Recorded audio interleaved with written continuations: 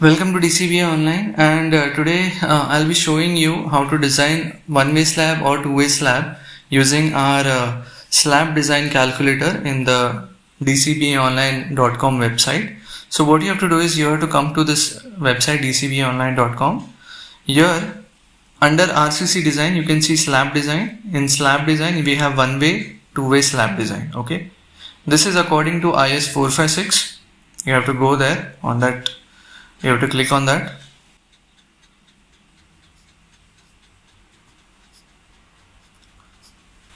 Now before actually going into the calculator, I want to give you a disclaimer that this is purely for educational purpose. Students who solve the slab design numericals, they can come and always cross verify their answers on this with this calculator. If you are intending to use this for any commercial purpose, it is solely your responsibility, the responsibility of the engineer, and the website does not take any responsibility for that, right? In this table of contents, you can see the slab design calculator. You can always click on that. It will redirect you to this calculator. Okay, this is entirely automated, fully automated, and you have to input only very few parameters, right? So let us directly dive into what we have to exactly input. So here first you have to input the effective short span and effective long span. So let us say that my effective short span is around 3.1 meters, and yeah, it has to be in meters. Effective long span is let us say 5.1 meters. Okay, so this 3.1 and 5.1, it suggests that it is a two-way slab. So this program will automatically take it as a two-way slab. You don't have to give it anywhere. You don't have to mention that thing. Okay, now type of slab, is it a simply supported or is it a continuous, that you need to define here. Okay, if it's simply supported, you have to choose it as a simply supported. Where this will be used is to check the span to depth ratio. If it is simply supported, it has a different span to depth. If it is continuous, it has different span to depth. Cantilever type of slabs cannot be designed in this. For that, a different calculator I'll be designing, and I'll be uploading it in this website soon. Next is type of supports.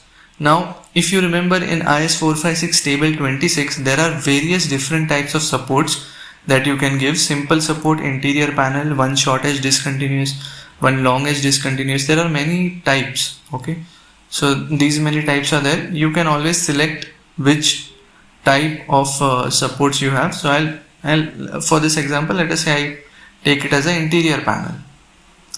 Then coming to the material property, here you can define your grade of concrete. So let us say we are using M20 grade of concrete. I put it as 20.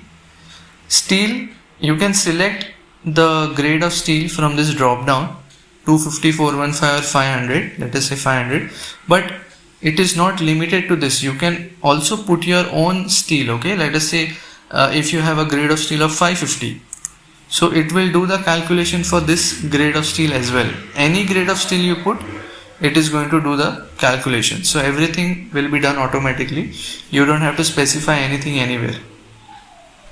So these are generally used 250, 415, 500, but apart from that, if you want, you can always input anything. Then we have your loads: finish load, live load, and other loads. Please do not put dead load in this, because dead load will be automatically calculated by the program. Okay, dead load will automatically be calculated by the program, so you should not put dead load. Floor finish, I'll put 1 kilonewton per meter square. Live load, I'll put, let us say 3 kilonewtons per meter square. And other loads, if you have any other loads that you can put, let us say I'll put just one. Then durability criteria. So here we need a modification factor. By default, the program will take 1.2, but you are free to put anything else. Let us say 1.4 or 1.3, 1.2, anything. So I'll keep it as 1.2 for the time being. Exposure of the slab, is it a mild exposure, moderate, severe, very severe, extreme? So what this will decide is that what is the cover to be taken for the slab, and that's it. Only these many parameters you have to input, and your entire slab is designed. So here you can see it has taken the ratio of long to short, and it is 1.645, which means it is a two-way slab. So a type of slab is given. Effective depth, the program has calculated to be 130 mm. If you want to change this effective depth, you can also change it. You can put your own value, but care has to be taken that if you input any other value, then this effective depth will not be automatically calculated again. Okay, then you will have to refresh the page so that the automatic calculations of this effective depth takes place. Okay, so I will suggest not to change this depth and do it only if it is required for some important reason. Okay, depending on the effective depth, your total depth is calculated. See, these values which are not of this color cannot be edited. Okay, if you try to edit this, it will give you an error and it cannot be edited. Only these values which are in this kind of colors, only those can be input. So we get the total depth, the ultimate load. This is including the dead load. Okay, moments in steel. So along mid span, in the mid span moment, along short span we have this much moment coming. Along long span, this much moment is there. Mid span steel is 198 square mm, which is equal to 8 dia at 250 mm center to center. Long span is 198 square mm, 8 dia 250 mm center to center. So I guess this is because the steel that you were getting in mid span was lesser than the distribution steel, so it is taking the minimum value of distribution steel. Okay, then negative moment at discontinuous edge it will calculate. Then the top steel that you have to provide at discontinuous edge, that is there. Then the distribution steel is there, 198 square mm, 8 dia at 250 mm center to center. Torsion reinforcement, shear force on slab, so it will do the shear check also. This much shear force is coming. Everything it will do by its own. You don't have to input anything. So this is the shear capacity of the slab. Deflection check, so this will give you the modification factor, everything on by its own. Okay, so this is how the slab design is done. So this was for two-way slab. I'll also show it for one-way slab. So let me just refresh this page. So let us now design a one-way slab. Let me put the short span to be 3 meters and the long span, let us say, is 7 meters, or let's say it's 8 meters. So this would be a one-way type of slab. Type of slab, again, simply supported or continuous, that you have to choose. Type of supports, for one-way slab we have simple supports only. Material property, let us take M25 concrete and 500 grade of steel. Floor finish I'll take 2, live load I'll take 3, other loads I won't put. Exposure, let me take it as severe.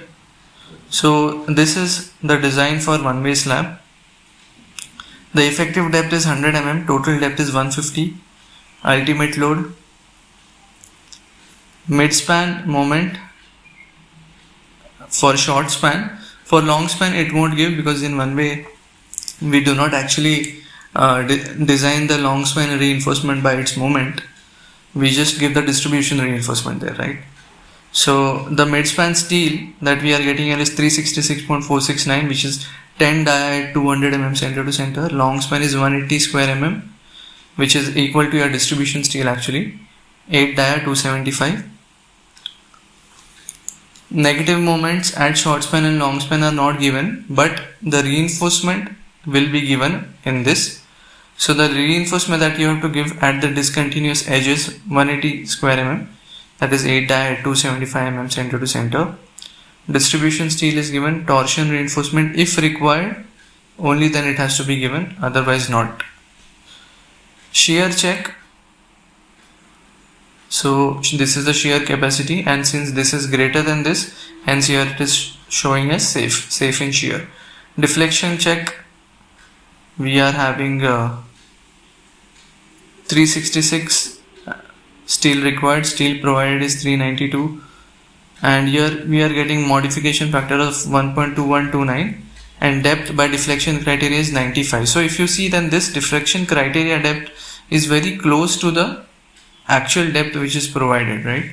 So what you can do is, we can increase the depth here. Let us say I increase the depth by 130. So once you increase the depth to 130 mm, then here you can see that the depth by deflection criteria has come down. So this way you can also alter your effective depth here. That is why I have kept it to be altered by the user if required. But after that, the program will not calculate this automatically. So for the program to calculate it automatically, you will have to refresh the page. Okay. So this was the slab design. I hope it serves to be useful to you, and you can check out some other calculators on this website as well. Okay.